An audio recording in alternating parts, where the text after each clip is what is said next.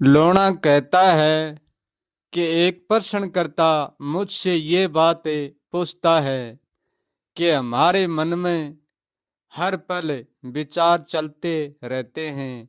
ये विचार कभी भी रुकने का नाम नहीं लेते हैं। ये विचार हर पल क्यों चलते हैं, इसका क्या कारण है?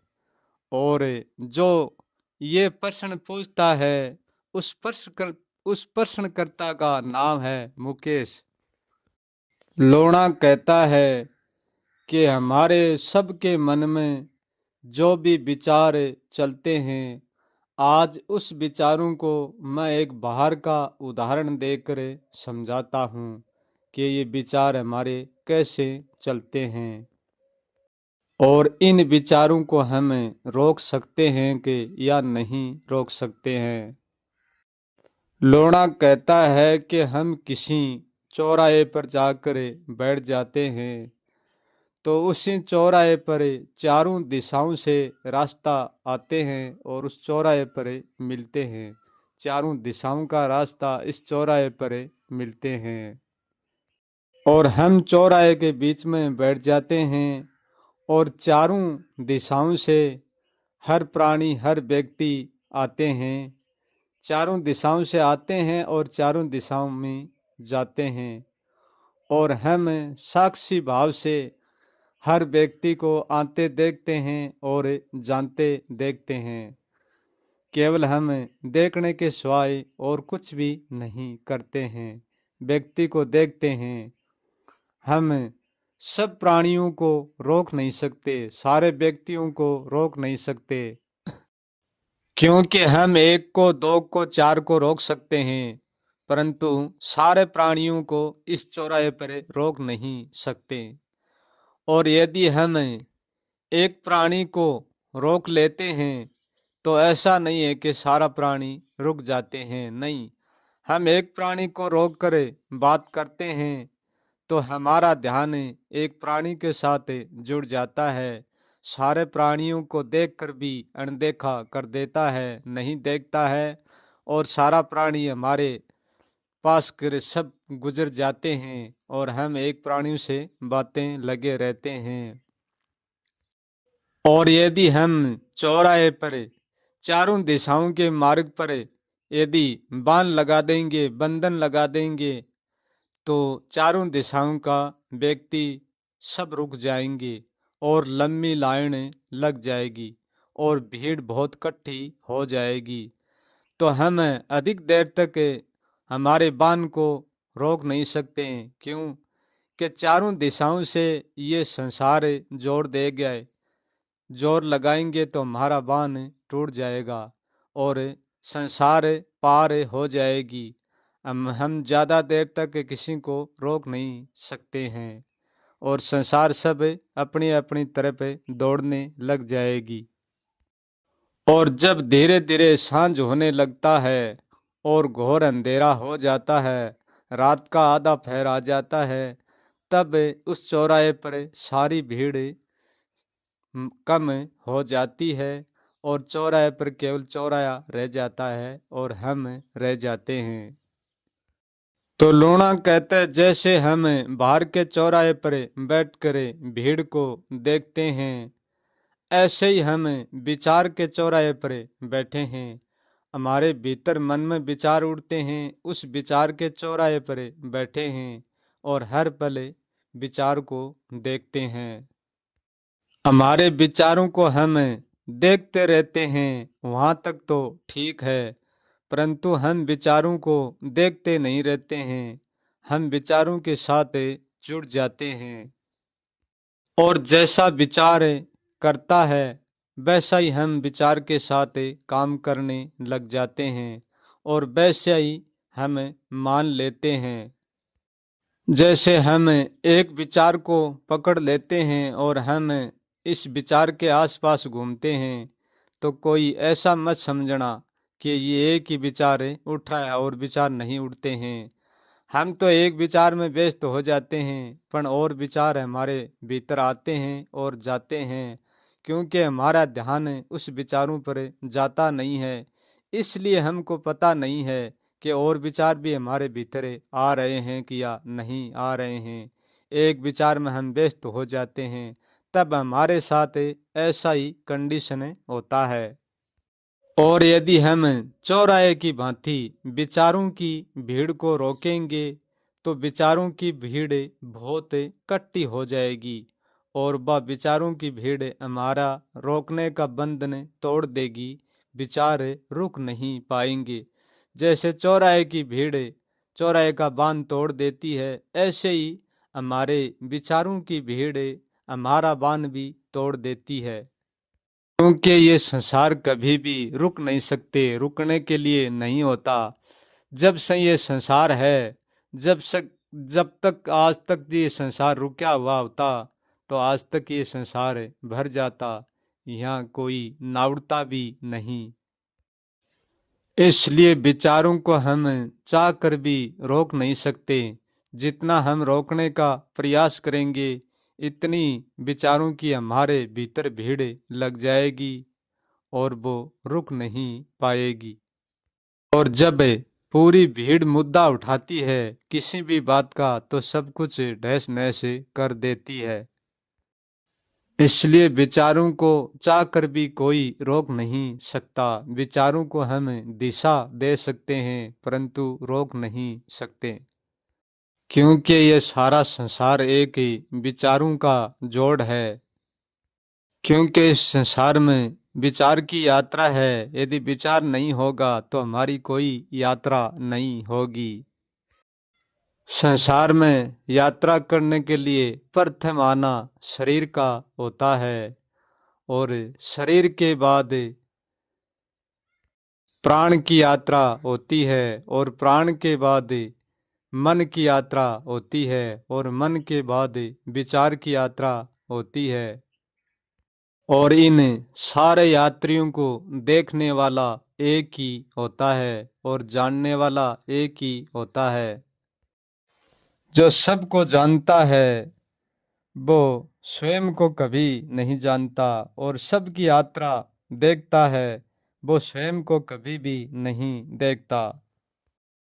देखने वाला सब कुछ देख लेता है, सब कुछ जान लेता है, परंतु सदा ही स्वयं को अनदेखा ही रह जाता है और अनजाना ही रह जाता है। स्वयं को कभी भी नहीं देखता है और कभी भी नहीं जानता है, क्योंकि स्वयं से सदा ही अनदेखा और अनजाना ही रहता है। और जहाँ स्वयं के जानने की बात होती है वह सच नहीं, वह मिथ्या होती है। वह किसी यात्री के साथ जुड़कर कही जाती है, विचार के साथ जुड़कर या निर्विचार के साथ जुड़कर कही जाती है, वह सत्य नहीं होती है। लोग कहते हैं कि विचार को रोकना है तो हमको विचार की जड़ तक जाना होगा, कि विचार कहाँ से उठता है वहाँ तक हमें पहुँचना होगा, तब हम विचार को रोक पाएंगे। परंतु हम जड़ तक जाकर भी विचार को कभी भी रोक नहीं सकते, क्योंकि विचार की जड़ कोई और नहीं है। विचार की जड़ हमारा प्राण है और प्राण को हम चाह कर भी रोक नहीं सकते, क्योंकि प्राण को हम सांस को हम हर पल चाह कर लेते नहीं है। ये प्राण अपने हिसाब से आते हैं और अपने हिसाब से जाते हैं। और जिस दिन प्राण की जड़ हम उखाड़ देंगे, जिस दिन विचार की जड़ भी उखड़ जाएगी। जब तक हमारे शरीर के भीतर प्राण रहेंगे, जब तक मन भी रहेगा और विचार भी रहेंगे। लोग कहते हैं कि मौन में कोई विचार नहीं उठता है, परंतु ऐसा नहीं है। मौन में भी विचार उठते हैं। मौन भी एक विचार का ही परिणाम है। जिस व्यक्ति को ये एहसास हो रहा है कि मैं मौन हूँ, तो ये एहसास भी व्यक्ति का विचार है। जिसने मौन का एहसास हो रहा है तो वो मौन नहीं है, वो विचार ही है। और जिसने मौन का एहसास नहीं हो रहा है तो वो भी मौन नहीं, विचार ही है। विचार हमको अच्छा बुरा इसलिए लगते हैं क्योंकि हम विचार को पकड़ लेते हैं और विचार को मान लेते हैं, इसलिए अच्छा बुरा लगते हैं। विचार को कभी भी पकड़ना नहीं है, आते और जाते विचार को हर पल देखते रहना है। जो व्यक्ति अपने विचारों को देखता रहेगा वो विचारों में उलझेगा नहीं, अपने विचारों का साक्षी हो जाएगा। क्योंकि हमारा ध्यान विचार के कार्य में लग जाता है, विचार के देखने में नहीं रहता है। इसलिए विचारों का दुख होता है और विचारों का सुख होता है। विचार तो केवल विचार होता है, ना अच्छा होता है ना बुरा। हम हमारी धारणाओं के माध्यम से और हमारे ध्यान के माध्यम से विचार में अंतर कर देते हैं अच्छे और बुरे का। कि हम विचार को दो भाग में देखते हैं, अच्छे और बुरे को अलग अलग हमारी धारणाओं से, हमारे ध्यान से। इसलिए हमको अच्छे लगते हैं विचार और बुरे लगते हैं। हमारे भीतर से अच्छे और बुरे का भेद मिट जाएगा जिस दिन हमारे लिए विचार अच्छे बुरे नहीं होंगे, केवल विचार विचार ही होंगे। लोना कहता है कि हर व्यक्ति अपने विचारों को अपने ध्यान से देखते रहिए, साक्षी भाव से, और वक्त आने पर हमारा विचार शांत हो जाते हैं और विचार की हम दिशा बदल सकते हैं। हम बुरे विचारों को अच्छे में धारण कर सकते हैं, तो विचार की कोई भी दिशा रोक नहीं सकते। सुखमयी जीवन विचारों के रोकने से नहीं जिया जाता है, सुखमयी जीवन विचारों को देखने से जिया जाता है। हर पल हम विचारों को देखते रहेंगे तो हमारे विचारों की संख्या हम छोटी तो कर सकते हैं और दिशा मोड़ सकते हैं, परंतु रोक तो कभी सपने में भी नहीं सकते हैं। क्योंकि विचार चारों अवस्था में होते हैं, जागृत में होते हैं, सपनम में भी होते हैं, सचोपति में भी होते हैं और तुरीय में भी विचार होते हैं। क्योंकि सचोपति में हम विचार को इसलिए नहीं जानते हैं कि हम विचार को भेद नहीं कर सकते हैं, और विचार में भेद करना ही हमारा जानना है। भेद नहीं करते हैं तो हम विचार को जानते नहीं हैं, इसलिए सचोपति में हमारे लिए विचार नहीं होता है। परंतु ऐसा नहीं है, सचोपति में विचार होता है। ऐसे ही तुरीय भी विचारों से ही बनता है, परंतु तुरीय में भी हम विचारों में अंतर नहीं कर पाते हैं। जागृत और सपने में हम विचारों में भेद खड़ा करते हैं, इसलिए हम विचारों को जानते हैं। जानना ही तो विचार है और जानना ही निर्विचार है। विचार के बिना कोई अवस्था नहीं हो सकती।